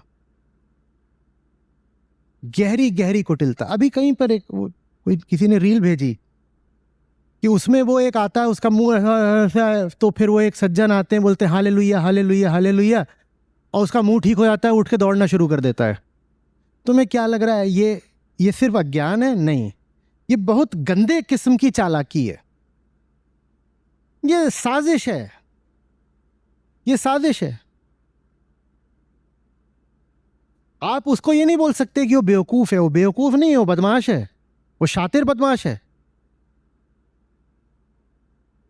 और कितनी रिहर्सल करी होंगी भाई ये करने के लिए, सोचो। ऐसे को आप सिर्फ बेवकूफ बोलोगे क्या? ये तो well practised and rehearsed conspiracy है कि हम ऐसे करेंगे फिर ऐसे करेंगे, और इस तरह से वहां पर जो जनता बैठी है उसको बेवकूफ बना देंगे कि इसका हालेलुया मार के इसका भूत उतार दिया।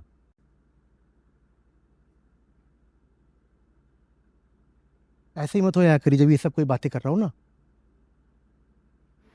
एक तो पता नहीं क्यों भूत और भगवान आप लोगों ने एक ही तल पे रख दिया है। भाई भगवान माने सत्य ब्रह्म। आपको बड़ा धर्म संकट हो जाता है, कहते हैं कि अगर भूत नहीं माना तो माने फिर भगवान भी नहीं माना, तो माने नास्तिक हो गए, तो इसलिए नास्तिक ना होने के लिए भूत मानना जरूरी है। ये कौन सी आस्तिकता है जिसमें भूत माने जाते हैं? और भगवान माने, तो फिर बोल रहा हूं, भगवान माने तो सत्य होता है जो यहां रहता है। ये जोड़ा कहां से बना दिया कि भगवान है तो भूत भी होगा, भूत है तभी भगवान होगा? तो मानना तो जरूरी है। ये कौन सा तर्क है?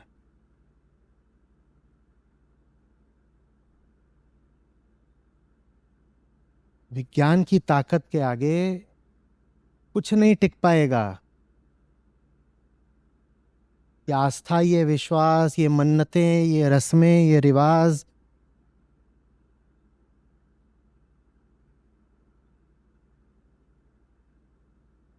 और विज्ञान कोई चीज नहीं होती, विज्ञान एक एटीट्यूड होता है।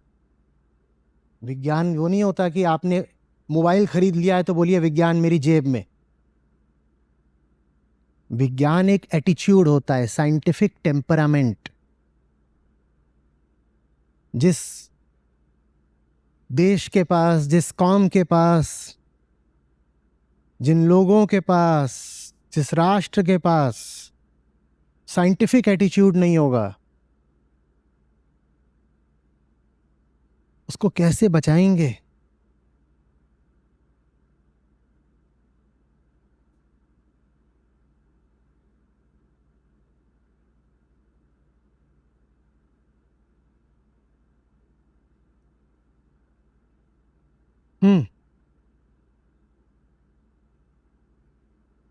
सत श्रीकाल आचार्य जी।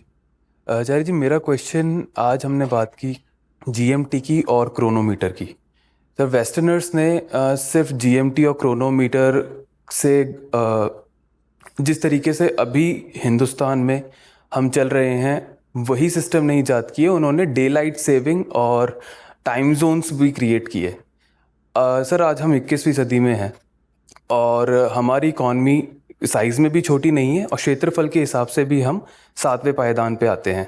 तो क्यों आज हम नहीं देखते कि ये कोई मेजर टॉपिक बन के या कोई बड़ा या छोटा डिस्कशन बन के टाइम जोन का और डे लाइट सेविंग का कोई डिस्कशन नहीं हो रहा है? क्योंकि हम जैसे हमारे रोज़गार में ऑस्ट्रेलिया, यूएस से मेरा काम रहता है, तो वो लोग टाइम जोन से काफ़ी अपना कंफर्टेबली अपना काम कर लेते हैं, और टाइम हमें डे लाइट सेविंग के थ्रू उनको कांटेक्ट करना होता है, तो हम तो एडजस्ट कर रहे हैं उनके अकॉर्डिंग, लेकिन वो लोग इन चीज़ों को अच्छी तरीके से एफिशिएंटली यूज़ करके अपनी इकॉनमी को इफेक्टिवली आगे भी बढ़ा पा रहे हैं। नहीं, उसकी वजह बहुत सीधी है। आप जो बता रहे हैं ना, वो एफिशिएंसी इम्प्रूवमेंट के मेजर्स हैं। इससे जो वर्कफोर्स की प्रोडक्टिविटी है, जो इकोनॉमी की एफिशिएंसी है, वो बढ़ती है। उसको बढ़ाने की ओर ध्यान होगा तब ना हम बढ़ाएंगे। हमारा उसको बढ़ाने की ओर कोई ध्यान ही नहीं है। हमारी राष्ट्रीय ऊर्जा बहुत दूसरे मुद्दों की ओर जा रही है। आप जो मुद्दा उठा रहे हो, 99% लोगों को इससे साहब कोई सरोकार नहीं है। यहां सरोकार इन बातों से है कि वो मेरे क्षेत्र में फलानी जाति का कैंडिडेट खड़ा हो गया है, वो कहीं जीत ना जाए।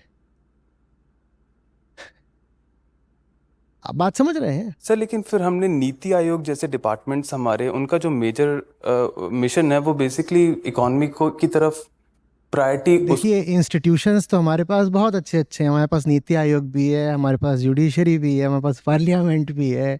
उनके भीतर लेकिन बैठेगा कौन? हमें ही तो बैठना है ना। इंस्टीट्यूशंस तो बहुत अच्छे हैं, और वो इंस्टीट्यूशंस कुछ हद तक अच्छे इसलिए हैं क्योंकि पारंपरिक नहीं है।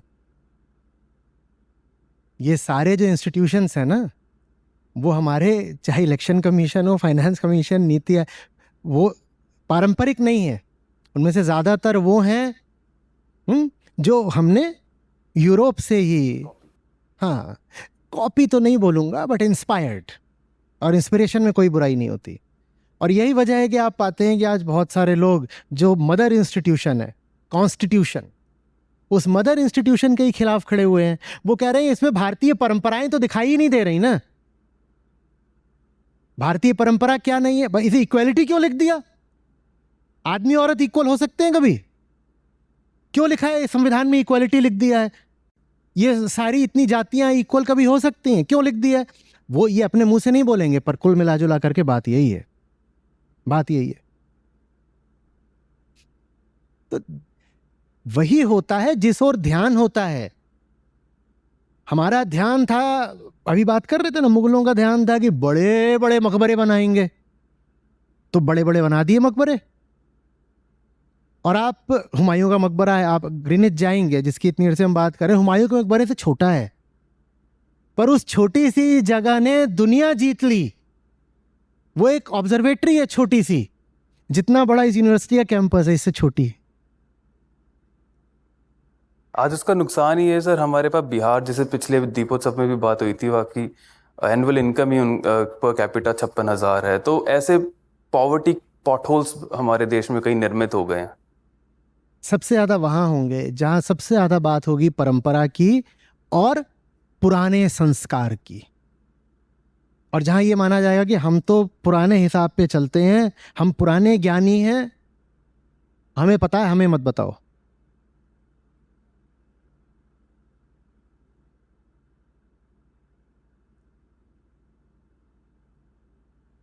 वैसे आपको एक मजेदार बात बताऊं?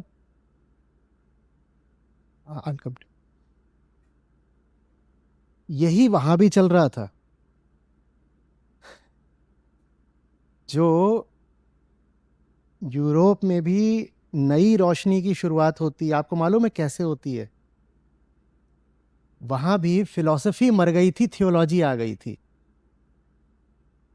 फिलॉसफी तो ग्रीस में थी, ठीक है, और क्रिश्चियनिटी के आने के कुछ 100 सालों बाद ग्रीक में जो फिलॉसफी का पूरा माहौल था वो बिल्कुल ध्वस्त हो गया, सब समाप्त हो गया, और उसकी जगह चलने लग गई थियोलॉजी। थियोलॉजी थियोलॉजी और फिलॉसफी में क्या अंतर होता है? फिलॉसफी कुछ मानती नहीं है, वो सवाल करती है, और थियोलॉजी में कुछ मान लिया जाता है पहले ही। जहां कुछ पहले ही मान लिया, फिलॉसफी नहीं कहलाती वो। इसीलिए जब आप लोग बोलते हैं ना कि नॉन डुअलिस्ट फिलॉसफी होती है और डुअलिस्ट फिलॉसफी होती है, अद्वैत दर्शन होता है और द्वैत दर्शन होता है, तो आप गलत बोल रहे हैं। दर्शन तो सिर्फ अद्वैत है। जहां द्वैत आ गया वहां विश्वास आ गया। क्या विश्वास आ गया? क्रिएटर बैठा हुआ है, ये इंक्वायरी थोड़ी है, ये तो बिलीफ है। तो थियोलॉजी आ गई थी यूरोप में। जानते हैं जो रेनेसां यूरोप के लिए नई सुबह और भारत के लिए गहरी काली रात लेकर आया, वो शुरू ही कैसे हुआ था? जो पुराने ग्रीक फिलोसोफर्स थे, जिनमें से कईयों की हम आपसे बात कर चुके हैं, जो पुराने ग्रीक फिलोसोफर्स थे, यूरोप ने उनकी किताबें दोबारा उठाई कुछ लोगों के प्रयास से।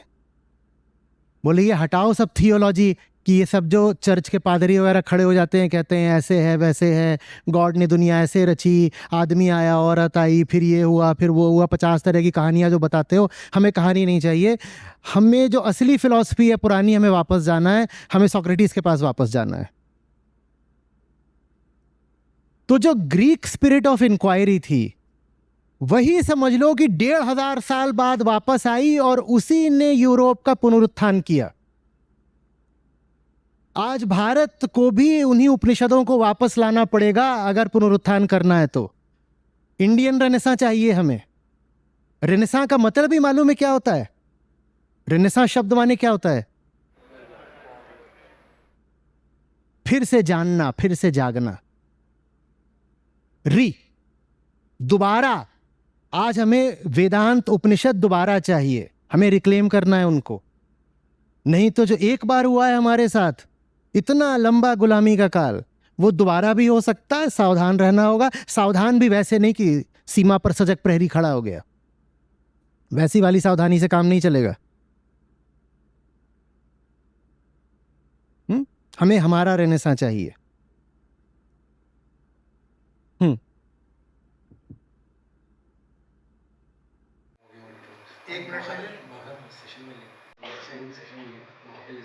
ठीक है, आइए बाहर, बहुत समय रहेगा, बाहर बात करते हैं।